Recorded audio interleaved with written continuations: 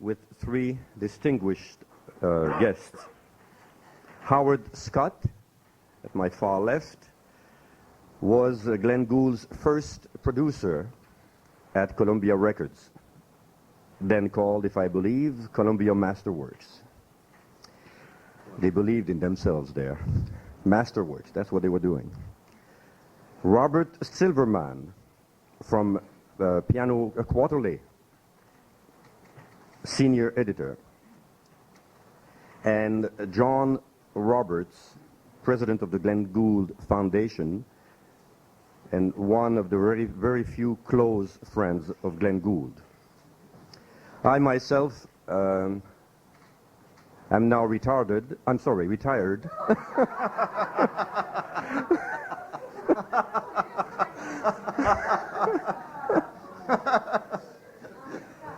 From the CBC. It does that to you working for 20 years at the CBC. Where I was working as a radio and TV announcer and journalist and producer. It was in French, obviously. I'm sure you guessed that. And that's how I got to know somebody by the name of Glenn Gould. The title of this morning's discussion is Glenn Gould, the Communicator. I think it's a nice title, very appropriate, and in my case anyway, it fits because Glenn Gould communicated with me.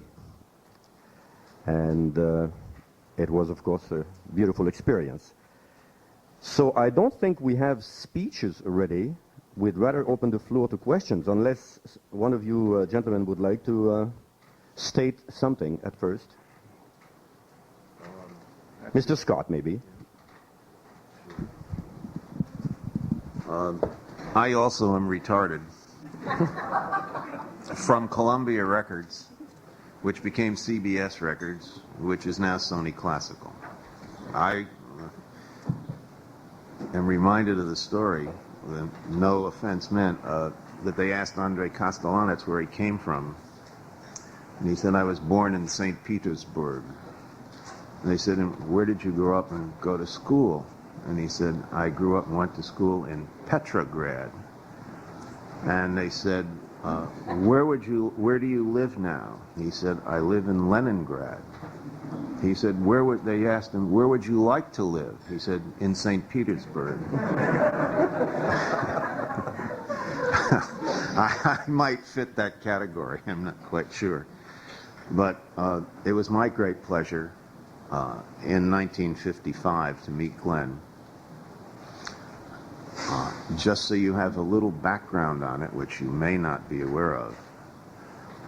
In 1955, in May, Dave Oppenheim, who was the director of Masterworks, I was the recording director of Masterworks.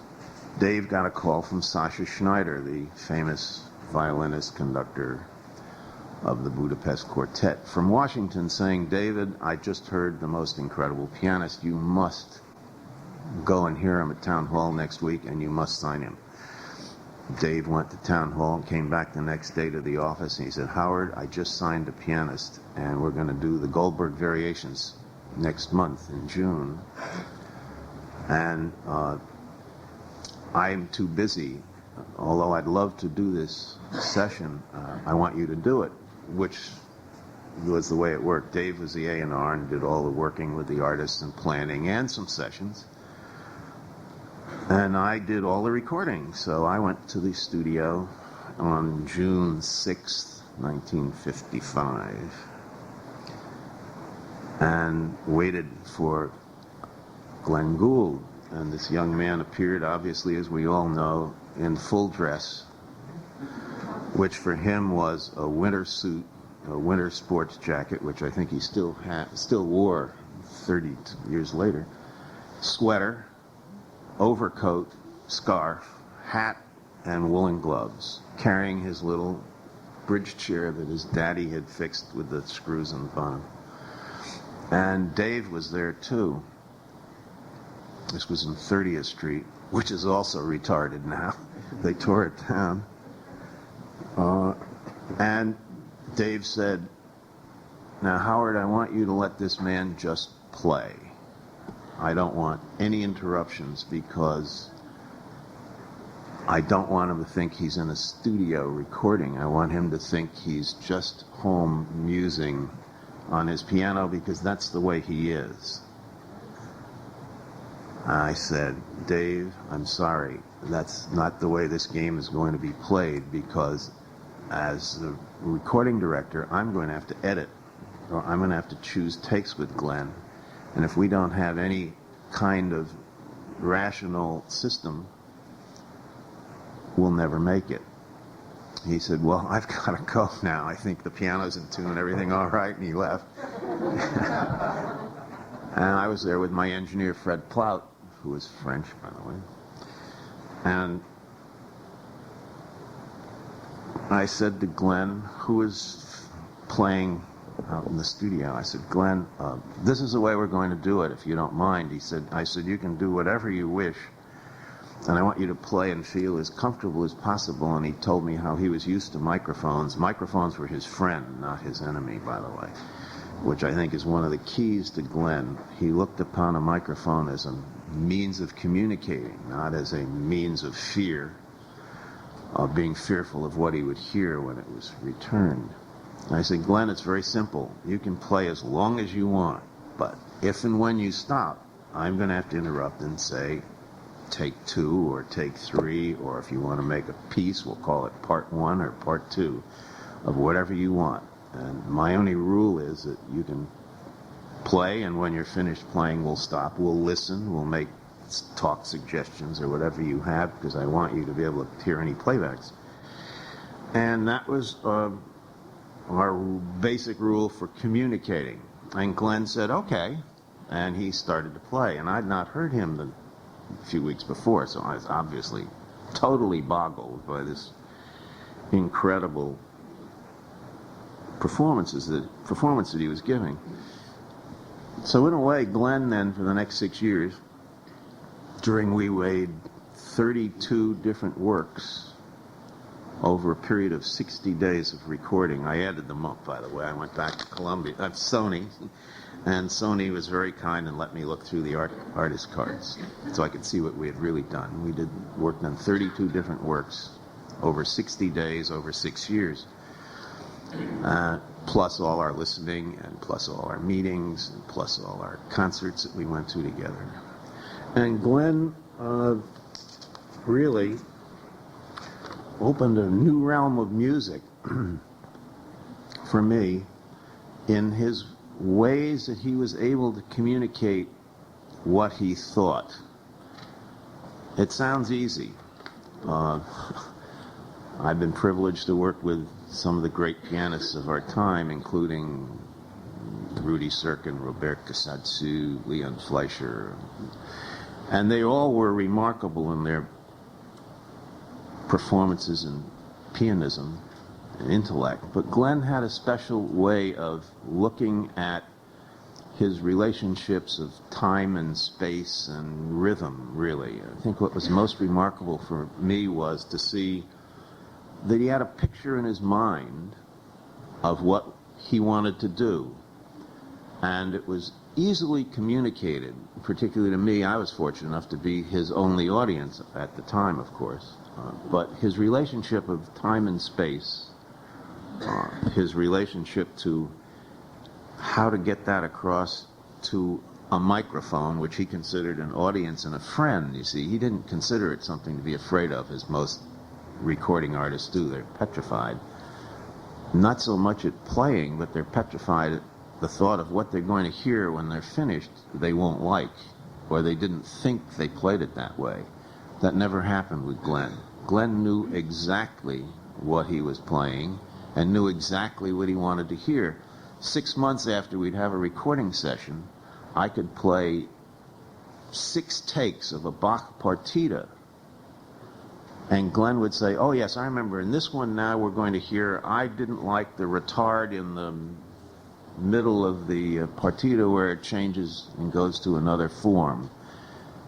It was totally uncanny, his ability to not only see what he wanted or hear what he wanted to do, but it was his uncanny in his ability to picture what he wanted to do and know exactly how to change these things. In the film On the Record, I think, which you may have seen, I don't know if any of you have, but on the record you will see when he's doing the Italian Concerto, which we did in 1959, you will see that he is totally uninhibited in front of a microphone. By the way, one of the great things about Glenn was in the studio, we could have repartee. It was not, it was serious for sure, but it was not life and death. You know, it was, he'd always be able to come back down and be able then to focus in on exactly what he wanted to do. And I suppose I should be able to brag a little bit at my age now, but I think that was partially due to the fact that we started out very simply recording. There was no time. Time didn't exist in the studio for us. And he could communicate any way he wanted, as differently as he wanted. He changed things quite often in the studio. I don't know if you were aware of this, but before he'd arrive at an end product sometimes, he would do it 3 or 4 times, even though we'd end up doing take 1 as the saying, well, I really do like it the way I conceived it. But he would change. He'd do one a little slower, he'd do one a little faster, he'd make a retard here. He'd say, let me try that this way. In fact, in the Italian Concerto, one of the things we did, and I think I just happened to see it, because my friend Don Hunstein, who was on that session and took those fabulous pictures of Glenn there over in Thompson Hall, we stopped to take some pictures, and I teased him and said, how about playing Rhapsody in Blue, which of course he started to play and then did a little jazz on it and things like that. Well, Don was snapping, and then we said, okay, let's go back to work. He said, no, I want to stop for 5 minutes and have tea, which we did because he could switch moods or thoughts so quickly.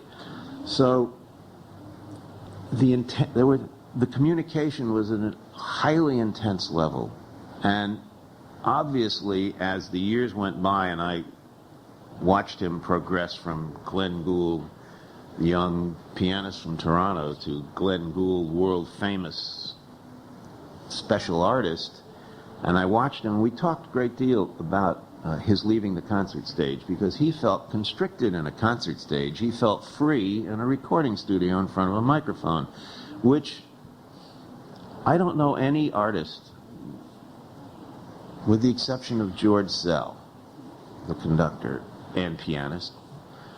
And George had said to me one time after Glenn had finished doing a Beethoven out there,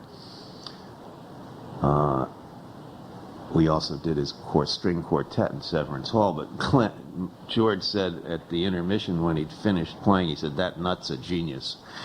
And it was really true. I mean, to George he was a nut, but to George also, he had a special level of communicating because he was a genius. And his ability to be free of that concert hall and have the ability to be able to play for his friend the microphone and hear his concepts, because while he knew them, I better shut up, while he knew them very well, he was able to experiment.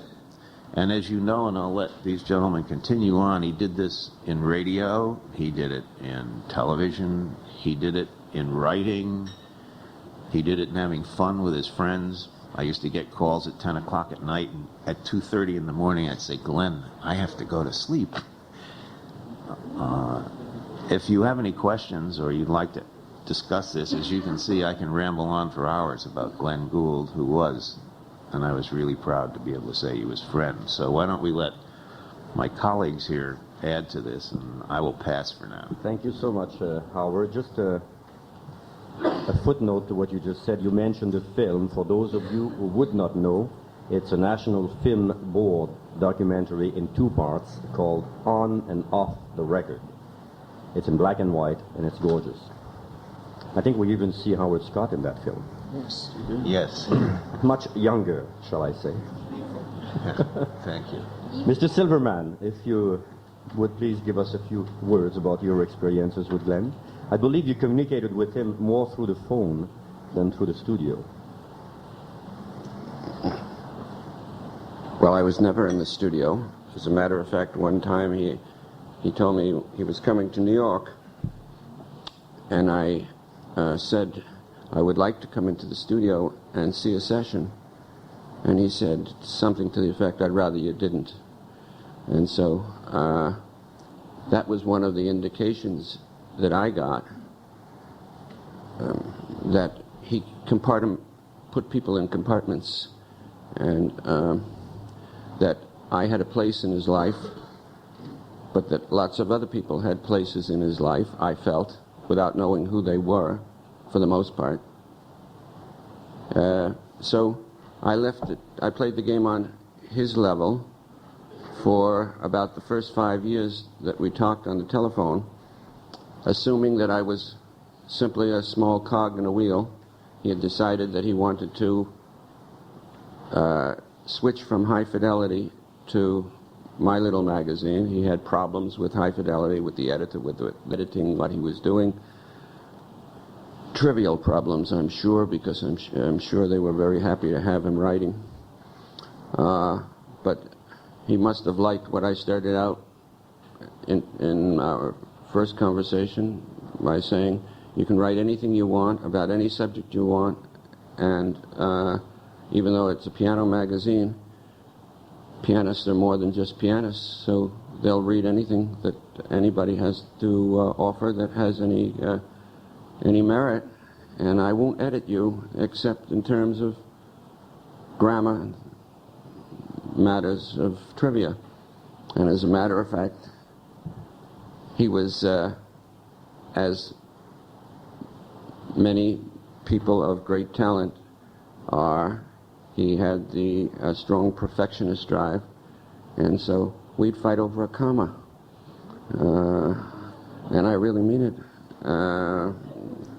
And he'd tell me that he had a draft.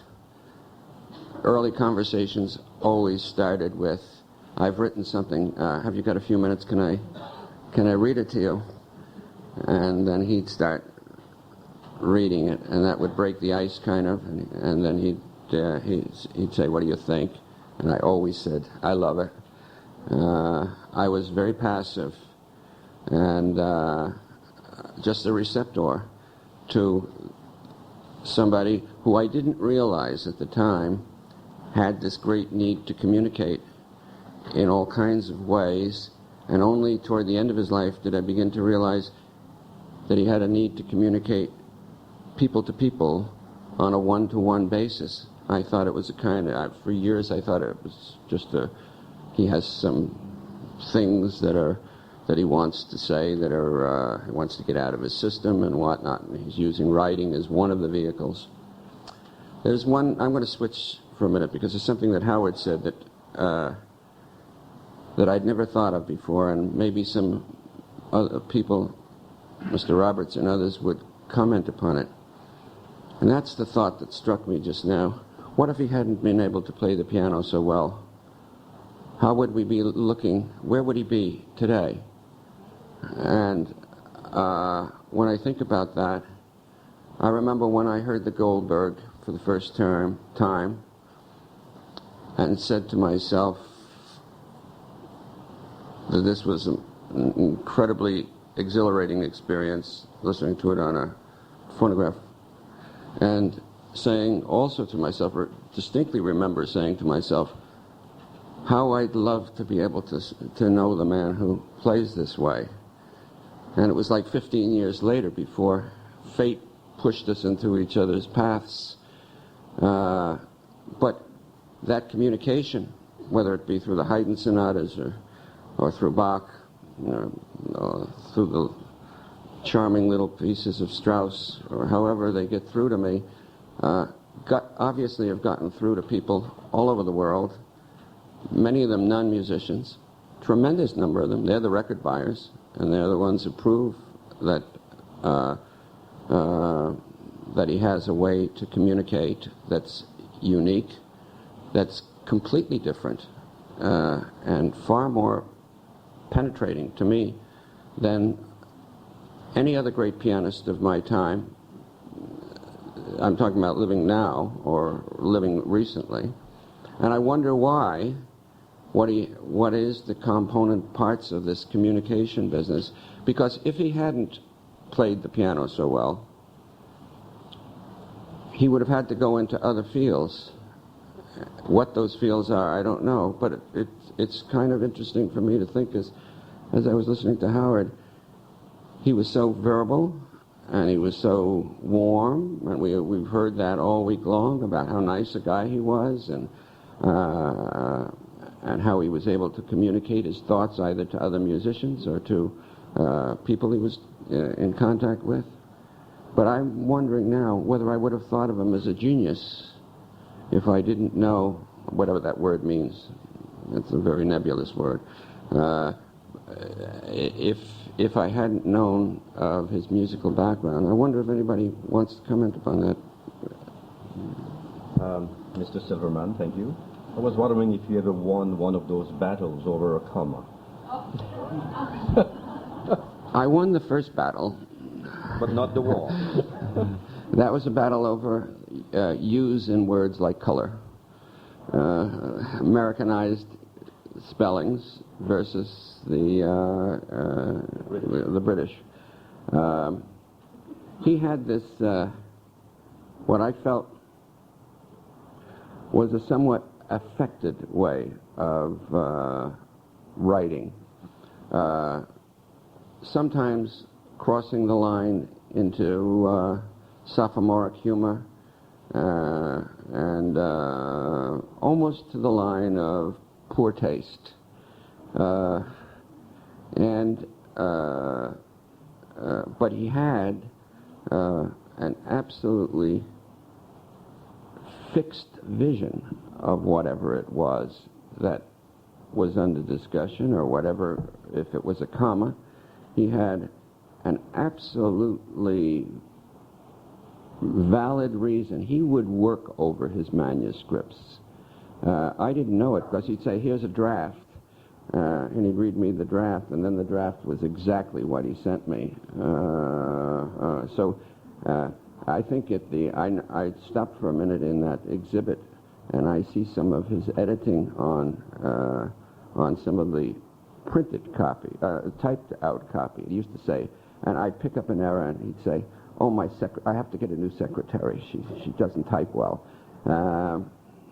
But he did as close as he could to focusing in on the material. I might add, he didn't get paid for the material. He wouldn't take any money. He wouldn't let me call him. The arrangement always was I would call him, his answering machine, his answering service would answer, but if he was home, he was listening. And so if he recognized my voice and wanted to talk to me, he'd say, hi, Bob. If he didn't, he'd call me back later. He always would call me back, and I was usually in the early years just calling him about things to do with articles and not conversational things about life and my family and what he was doing and whatnot. That came later. I spent 5 days with him here in Toronto, and they were 5 of the most exhilarating days of my life. He wanted to show me everything that he'd ever done and play everything that he'd ever put on a tape, and we went at sessions from about 4 in the afternoon until the next morning, literally the next morning, in that little dungeon that he lived in at the Inn on the Park, or whatever it's called. And that's when, that's a point that I wanted to make, that's when I realized that he wanted to communicate one-on-one with people rather than also getting out some of his thoughts. I felt he had a strong need to want to show me, this is what I just did, or this is what I've done. Have you seen my film on Toronto, or whatever it was. So this kind of attitude. I'll tell you one last story and get off the pot. When I was there the first time, along the course of the way, he played me a string quartet. And he said, I'm going to play you a string quartet by a composer. I don't think you know him. And I'd like your comments at the end. So he played the string quartet, and he said, well, what do you think? And I remember what I said. I said, well, the first movement sounds kind of Dvorak-y, kind of early Richard Strauss. And she said, well, when do you think it was written? And I said, well, I hear, the Viennese school in here, and it could have been written any time from about 1900 to the present, but it's not a very good piece of music.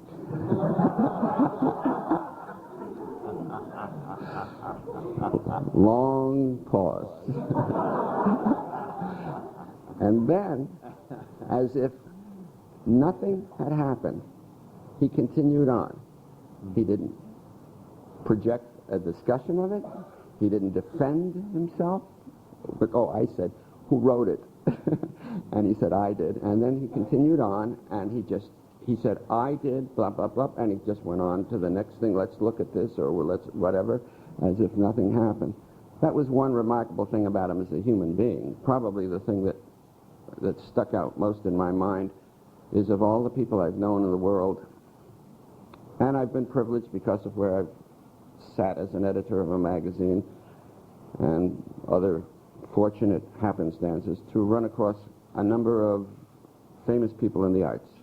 He's the only one I know who never bitched, who never defended himself, who never felt the need if things went wrong, and things did go wrong. He got fired from the CBC, and the way he put the story to me, I've been fired by the CBC, was in a non-defensive way. He said, and they had every right to do it. I drove them past the point of no return and whatnot.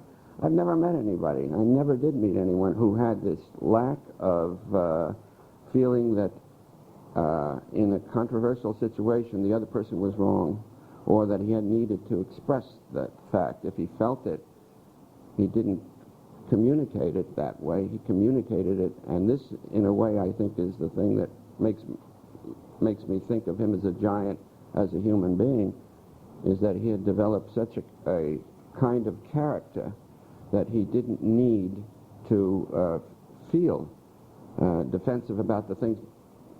I won't say most of us, because I can't speak for anyone else, but certainly I, in the course of my life, whenever things have gone wrong, I'm pretty sure to bring up defensive mechanisms pretty quick in the game. Thank you. I'm not sure how much time we've got left now. Well, if we want to field a few questions from the floor, you don't have much time. But if you want to speak, go ahead. Well, there are a few things I'd like to say. I think we're here to talk about Glenn Gould, the communicator. I was privileged to know him for 27 years. He was a very great friend of mine, a great personal friend, and I must say a very dear and wonderful friend, but he was also a professional colleague. When I first met him, I was a producer at CBC Winnipeg. He came to perform, actually, Beethoven C Major Piano Concerto, and at the end of it, he was received with total adulation by the audience, like a pop star, something he was very uncomfortable with.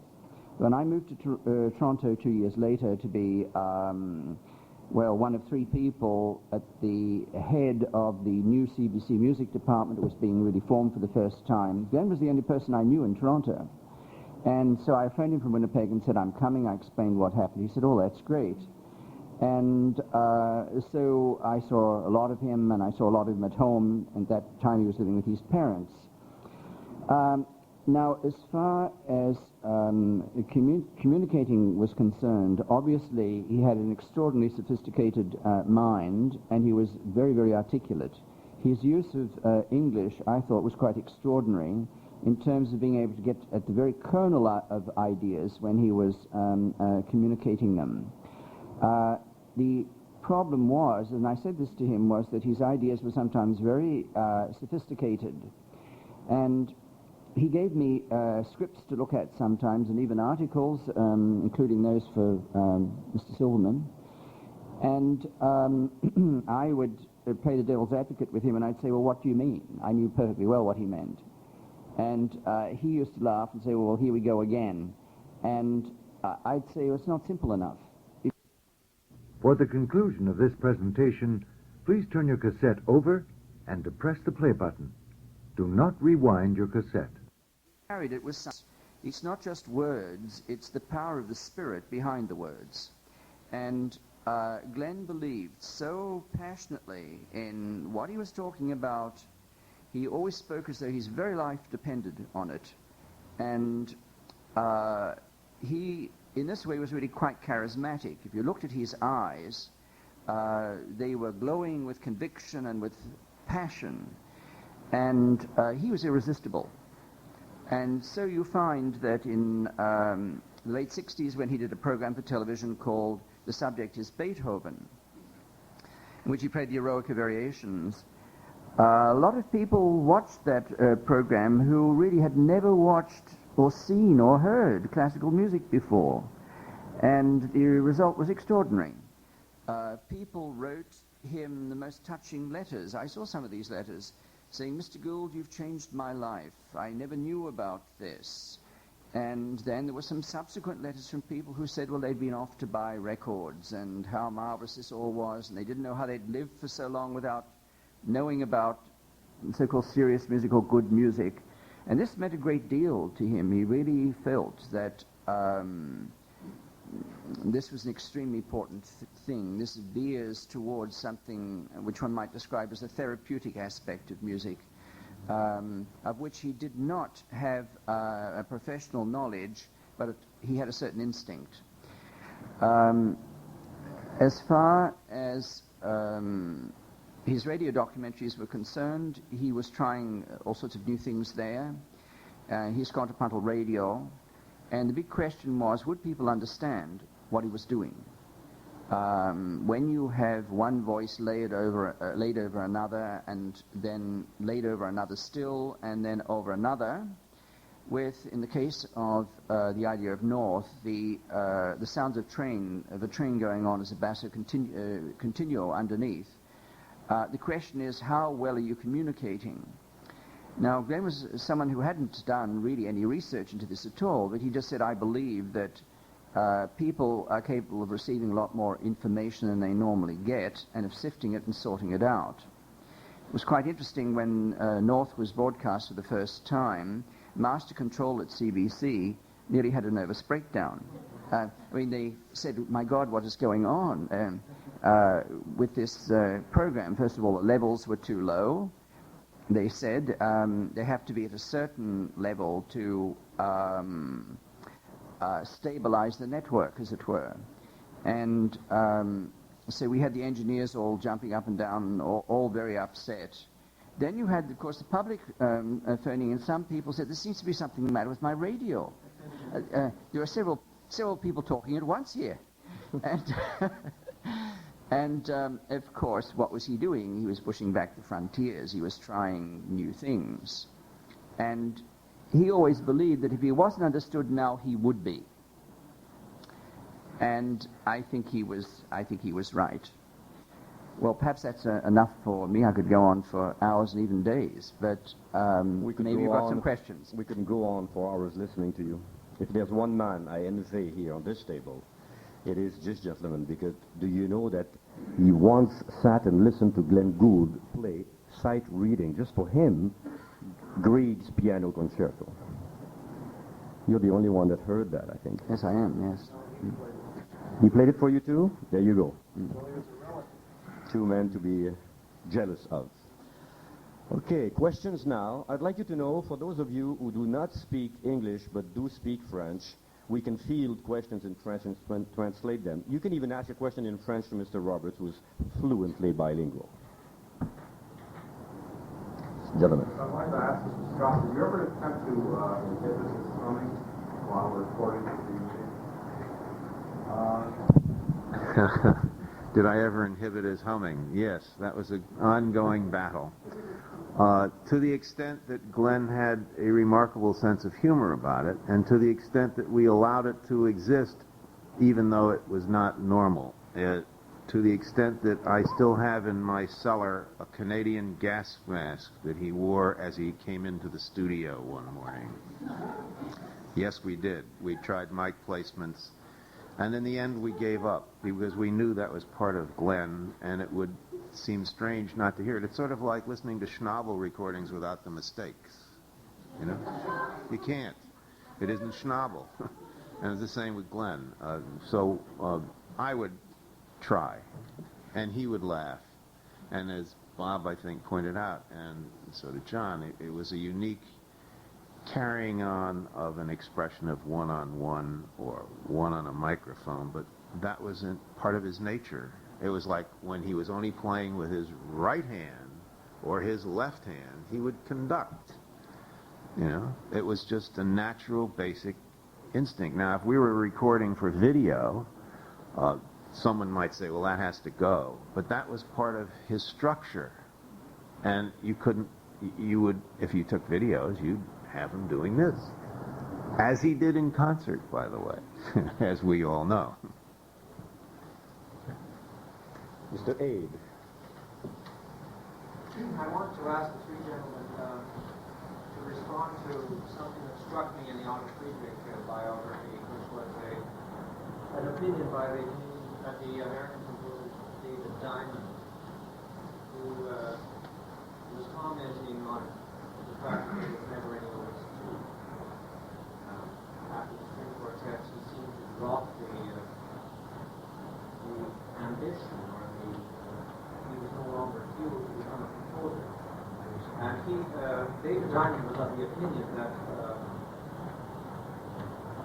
musician with the powers of analysis and insight into the whole music process, to the degree that Gould had, could have composed had he persisted. But that the minor notes, even the artists that he wrote were somehow a replacement or something which swallowed up the time. It was as if he didn't want to go through any kind of apprenticeship. And Diamond seems to think that that was a deliberate choice or a waste or somehow a free fall. Or I'm just wondering if you had any comments on that, because I think it's fairly clearly documented that he did want to be a composer, and that as far as modes of communication were concerned, he thought the composition was more important than the other. Mr. Roberts, maybe? That's a very interesting question. He, of course, said, for years he talked about giving up playing in public, and the reason he gave was that he was going to compose. And after the string quartet, he was definitely working on other things. I remember something called Letter from Stalingrad, which is a kind of big Shena for solo voice and orchestra. And I remember being at his penthouse at 110 St. Clair Avenue West, and he had a score, a big score, like an orchestral score, which he was working on. And he had instruments penciled in. He hadn't actually written out the parts. And he was singing this to me. And I think part of the problem as to why he didn't go on was the fact that he was quite wounded, that people felt he should be writing in a most avant-garde, progressive, quote-and-unquote manner, and when he wrote, it seemed to come out late Richard Strauss or Mahler, or Max Reger, perhaps. And he was very criticized right here in Toronto by his colleagues. I mean, in one case, absolutely viciously.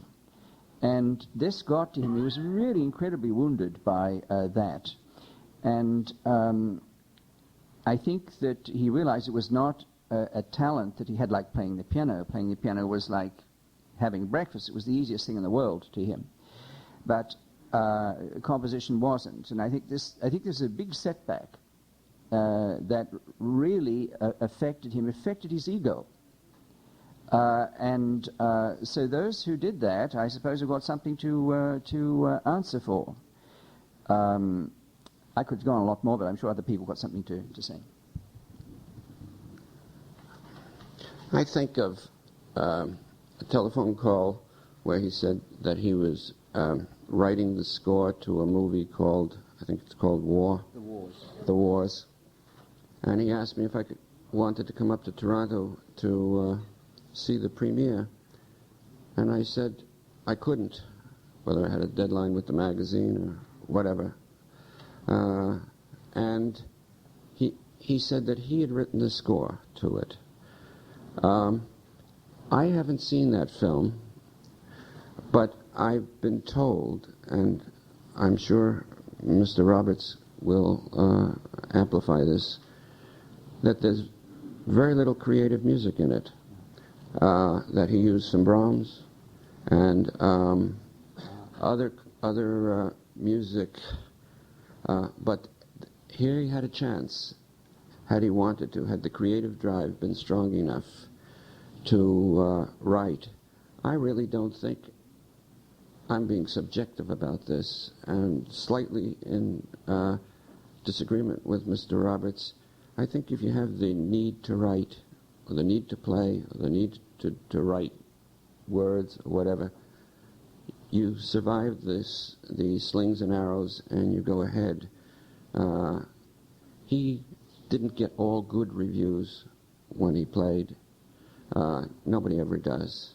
And I think in that sense that he just didn't have it.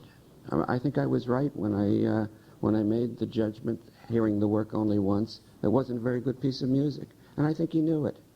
I mean, you read the biographies, the dictionaries, and in Groves and in Baker's, it's interesting.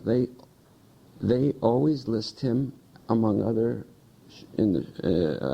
things as a composer, and I suspect, if knowing how they work, where they send you a questionnaire and they ask you to recite your background and whatnot, that he put composer down as one of the things, one of his listings. But I don't think he felt.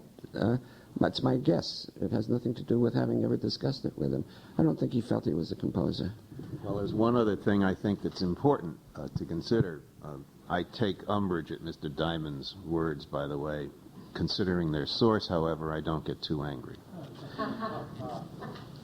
I do think that Glenn, I agree with Bob, wanted to try composing, but whenever I was with him, whether it was in Upter Grove or in his studio, he would play for me a Bruckner symphony. He would play the Grieg piano concerto. I insisted we record the quartet, by the way, and that's another story which we haven't got time for, but he had so much to give and so much to say on the piano and by word that I really agree, I think the three of us are in agreement on this, that it precluded his taking his time to create individually. He recreated or created individually actually by superimposing Glenn Gould on anything he touched in his way. And therefore he didn't need to really compose. He composed when he played. It was an original composition, which is why we're all here. And it's why we aren't here for any other genius really of the 20th century, possibly with the exception of Leonard Bernstein, who had so many facets similar to Glenn, not unsimilar, including composing, and certainly, God knows they say a lot about Lenny's works, as would David Diamond, by the way, that Glenn was focused. He was far more focused than a person than we realize. And yes, he might have liked to have been able to say, I'm a composer, which he was in his way, but not of original notes. I think that it's true that I suppose if he had really made up his mind to compose, he would have gone ahead. But of course, technology, the emergence of all kinds of possibilities in CBC radio. And see, he was never fired from CBC. That is not true. But he had a disagreement with CBC, big disagreement in television. But it was not the same as being fired. I think that he had all kinds of opportunities there. He became very fascinated with radio documentaries, which were very creative. But one, I see one of our. He's just leaving. Do you mind telling him to come back? He probably doesn't know this. Greetings. I'm just going to say one thing about Glenn that you probably don't know. And that is, he wanted to be a film director. In his, that's one of the things which he really wanted to do. And he said about CBC and CBC television, the problem is that they have to make all their mistakes on the air, so to speak. What is needed is some kind of experimental studio or some way of experimenting, of trying things out. And he spent a lot of time watching films. For instance, Women of the Dunes, I think he watched 60 times. He was watching all the shots, trying to understand technically how this was made. He was trying to learn that way as a sort of apprenticeship. And apart from conducting, that was the other thing that he really wanted to do. It would have been quite interesting, I think, to have seen how he did. But he certainly intended to go on and move on to new things. There were, of course, two organizations in his life which were extremely important. One was CBS Records, which is now, of course, Sony Classical, and the other is the CBC. These two organizations were absolutely paramount in the development of his career. Both gave him a free hand. His record company let him record more or less what he wanted to do, and CBC always said to him, "What is it you want to do?" And the problem was that CBC, certainly when I was head of music, he agreed to all kinds of things, but his pace was rather slow, and he was not delivering, and I had to sort of jump on him and get him to deliver. And there was lots of bantering backwards and forwards about this, and certainly some contracts he didn't fulfill at all. But he didn't really have a very good visual sense, and said so. But over his lifetime, this began to change because he felt it was imperative to communicate through the electronic media, and particularly through television. Thank you. We have just a few minutes left because you have a next activity at 9:30, and it takes 10 minutes to go there from here. So a few more questions maybe, and then we'll go. S'il y a des gens de langue française qui veulent poser une question en français, ne serait-ce que pour changer l'atmosphère un peu, n'hésitez surtout pas. Madame? Glenn did make a video version of the idea of north. And maybe that's a good medium to compare his purely verbal radio version with the visual. I'm sure you're familiar with it. Yes, that he wasn't the producer though. It was Judith Perlman was the producer from New York. He liked what she did. At first he thought it would be a terribly difficult thing to do, but he was very impressed with her and her ideas as to how to do this, and certainly he did collaborate, but he didn't do it. I'm talking about something which he would actually produce in a very creative way. I would mention something that come to mind, may amuse some.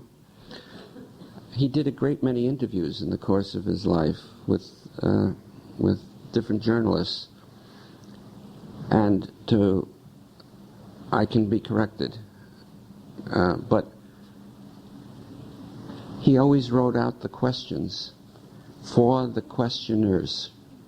He refused to do an interview unless he had picked the subject matter and either directed the interviewer to sometimes he actually wrote out the questions, and Bruno, for example, asks questions on the films that Glenn wrote. And that bothered me somewhat in that on the films, I don't know how many of you have seen which ones, but the ones that I've seen, there's an artificiality there, a lack of the kind of warm communicative abilities that he had when he talked on the telephone or in person that come through. but he wanted to control the scene so strongly that Tim Page's questions and other questions that were questioners in the last years, Jonathan Kotz and whatnot, were Glenn's questions. More interesting than that, was the fact that, and he started doing this when I first met him in 1955. I got a call one evening and he said, I have someone here I want you to talk to, and he carried on a major interview between Glenn and Dr. Schauspiel director or something, which of course was Glenn, because he thought it was so remarkable no one would know that Glenn was talking with a German accent, or in some cases a French accent. And he'd interview himself and say, what do you think of this? He also, one other thing, he also, and I don't know anything about this, but I think Mr. Roberts would know a lot more. It was just a few things that came up. He had never been afraid to appear in public way back when he was younger. Somewhere along the line, he belonged to an amateur theatrical group. And we discovered that we both knew all the words to all the Gilbert and Sullivan operettas. Right. And so we used to sing them to each other, playing all the parts. And I knew where I had gotten my remembrance of all of that, because as a boy I had played in all those operettas. But he had, if my memory serves me, he had learned them from that amateur group that was made up of lawyers and doctors and others. No, it wasn't made up of lawyers and doctors. It started in my apartment in Rosedale when I was living in Toronto. And I just said to him one day, because I thought he needed to do other things besides play the piano. And I said, why don't we get some friends together? And I love Shakespeare, and he loves Shakespeare. And I said, why don't we get together and read them? Oh, he said, that's an incredible idea. So that's what we did. No, Gilbert and Sullivan didn't come at all that way, but the invention of his characters did, because at a certain point we got into extemporizations. In the course of doing these extemporizations, he invented these characters. We also invented characters, actually. And we had hysterical conversations in which one of his characters would call me, and one of my characters would reply. And we would sort of end just splitting our sides with laughter. But it was also interesting because he used these characters very often. He had to say something to me which he thought was a little painful. He would use one of his characters to talk to me, and he would tell me what was on his mind. And he continued to do that all his life. And as far as the questions are concerned, he had a terrible interview with BBC. It was BBC News. And the person who asked the questions was very rough with him. Said to him this kind of thing. Well, you're a total nut anyway, and was really very aggressively nasty. And Glenn felt absolutely humiliated by that. He said, "I'll never go through that again. I mean, I'm okay. In the future, I will. I want to see all the questions in advance." And it's true that he did write out most of the questions, and he in fact became obsessed with it. He tried to do it actually with Yehudi, and Yehudi wasn't playing ball. Glenn thought that Yehudi couldn't read, but it wasn't that at all, because Yehudi told me afterwards, no. He said, I've got my own questions. I've got my own things to say. So that was really quite amusing. Gentlemen, merci. Thank you very much. Before you go, two little bits of information. One, Mr. Silverman might be surprised to know that, and most of you will probably be surprised, but this is a fact. I don't think we should hide it. Gould, original name, is not Gould. That might come as a shock to you.